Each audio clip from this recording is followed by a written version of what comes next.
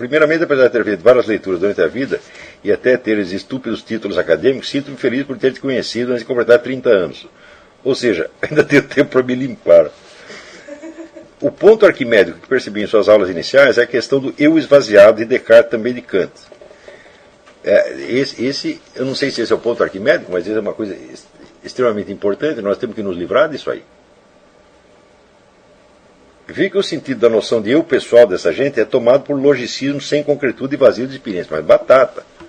Né?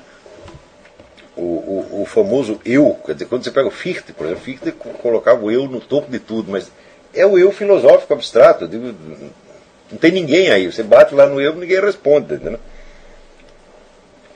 Assim, então, os autores não discutem acerca da esfera da tensão do sujeito diante da sua própria aniquilação como ser viver, que convive com a magnífica noção da onipresença do ser no sentido metafísico e amoroso de Deus. Viktor Frankl, nesse trecho que cito abaixo, parece chegar a esta questão do eu. A leitura do trecho é uma experiência que me parece seguir o que o senhor comentou sobre vivenciar o texto, colocando-se no lugar do autor. Daí vem o texto, hein? A apatia como principal sintoma da segunda fase, eu não sei da segunda fase do que ele está falando, é um mecanismo necessário de autoproteção da psique. Reduz-se a percepção da realidade, mas é batata. Né? Quer dizer, você elimina a atenção entrando num estado de apatia e desinteresse. Foi o que se fez no mundo moderno a partir do século XVIII, com todo este universo do ocultismo, da magia, etc, etc. Quer dizer, já estavam tão loucos que corta com tudo isso. Né? É um mecanismo de autodefesa da psique. É?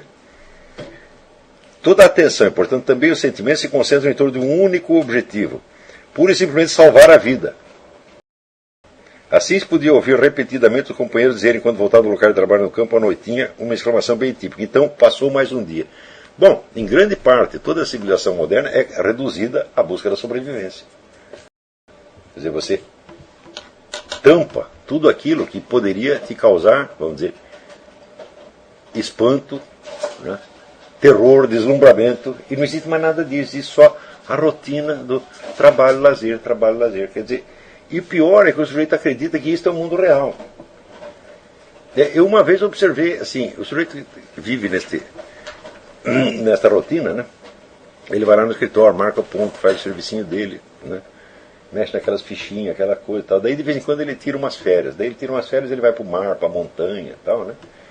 E ele acredita que ele entrou num mundo de sonho, que depois quando ele volta para o trabalho, ele volta para a realidade. Eu digo, peraí, mas o mar e a montanha já estavam aí milênios antes de você chegar. E essa porcaria toda que ocupa o seu dia a dia é uma coisa que foi inventada ontem. Quer dizer, onde está a realidade, onde está o sonho? Né? Quer dizer, o que é a realidade você chama de sonho. E o que é um pesadelo você chama de realidade. É extrema alienação. Né? A pergunta é, como é possível que esses inúmeros professores que tanto criticam essa postura adotada no nosso curso de filosofia... não sabia que tem gente criticando a postura nossa. Né? Pelo menos para mim eles não falam nada, não são bestas de conversar comigo. Ao ler um trecho como esse acima, ao defrontar com um trecho vazio de Descartes ou Kant, por exemplo, ainda assim continua a defender sua causa impossível. Claro, é um mecanismo de autodefesa da psique. Eles têm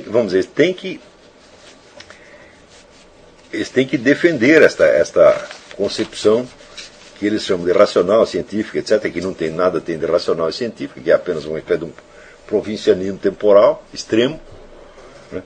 Provincianismo civilizacional, e viver dentro daquilo onde eles acreditam que tem algum poder em cima daquele negócio.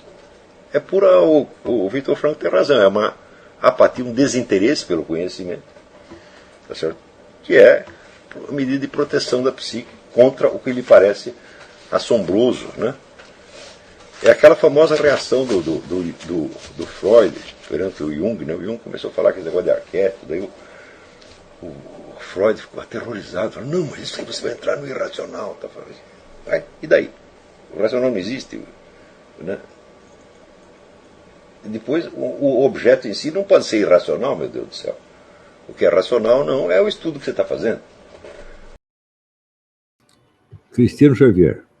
Por experiência discutir com algumas das pessoas que foram abduzidas por ideologias alienantes e revolucionárias, elas não parecem mais ser sensíveis a fatos e argumentos. De fato, não são. Isso, quer dizer, Aristóteles está dizendo, não adianta você argumentar com quem não conhece, não percebe ou não aceita as regras da prova. Quer dizer, a possibilidade da argumentação racional ela se baseia em algumas condições anteriores. A própria teoria dos 4 discursos mostra isso. Quer dizer, antes de haver argumentação racional, existe uma seleção imaginativa, quer dizer, um universo de fatos, percepções e imaginações que constitui o quadro dentro do qual você está falando. E dentro disso, você fez algumas escolhas, você tem algumas preferências. Então você tem a dimensão poética e retórica antes de você entrar na dimensão dialética. Então, se você está discutindo com uma pessoa, a primeira coisa que você tem que fazer, você tem que pegar algo do horizonte de consciência do mundo dela. Né? Por exemplo, aí entra o caso das 12 camadas da personalidade. Se o sujeito tem uma camada de personalidade muito primitiva, então não adianta você querer argumentar numa superior, ele simplesmente não vai entender. O que você pode fazer é forçá-lo a uma passagem de camada para outra. E nisso aí, vamos dizer, a gente tem que lembrar o negócio do Nietzsche, a humilhação é a mãe do aprendizado.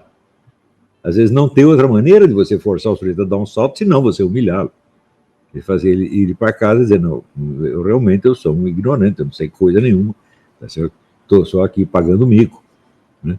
E isso, talvez, pode fazer ele desistir de estudar para sempre, então ele vai ser um palpiteiro a menos, ótimo. Né? E pode ajudá-lo a dar um salto. Né? Mas, na maior parte dos casos, a atuação que você vai ter sobre a mente do seu interlocutor é psicológica e não lógica. Para você poder ter uma interação lógica, é preciso que a parte psicológica esteja acertada já. É pessoas mais ou menos com um nível similar de maturidade, tá certo? De boa vontade, de honestidade, tem uma série de condições psicológicas que tem que ser atendida antes. Senão, não adianta absolutamente. Né? Então,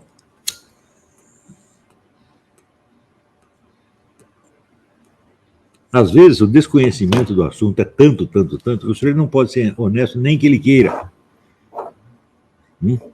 Então, ele é forçado a ser desonesto pela sua própria ignorância. Então, é por isso que, assim, essa arte de discutir, a história que é da discussão nasce a luz, não, da discussão nasce a confusão. Para nascer a luz, é preciso que já haja uma série de pré-condições bem estabelecidas. Quer dizer, por exemplo, se você estuda o que era a disputácio na Idade Média, era disputa de argumentos entre duas pessoas do mesmo nível de conhecimento, igualmente empenhadas na busca da verdade, e ainda policiadas por um professor, que não vai deixar o sujeito cometer um erro lógico muito grave, nem vai deixar trapacear. Aí sim funciona. Né? Isso seria, vamos dizer, o ideal da discussão científica. Né? Mas entre o ideal da discussão científica, ou seja, a discussão científica tomada como modelo lógico, e a discussão científica como se processa na realidade da sociedade humana, bom, a diferença é abissal. Né? Quer dizer, eu não conheço setor onde haja mais trapaça do que nas ciências. Né? Então, eu acho que os cientistas não chegam a ser tão honestos quanto os políticos.